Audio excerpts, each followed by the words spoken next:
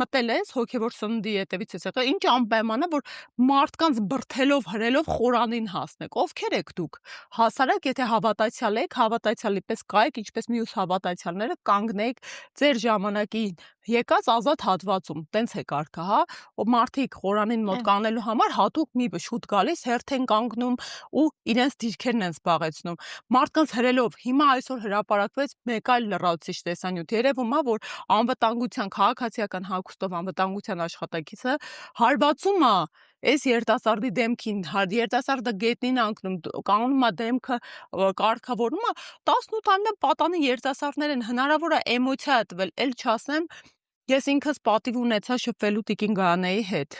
իրենց կողքին եմ եղել, երեք ու այդ մարդուց արդեն իր պատկառելիությունը երևում է ակնհայտ է, ինչ որդիներ պետք է դաստիարակած լիներ, հա, այս երեխաները առողջական խնդիրներ ունեն ու կալանքը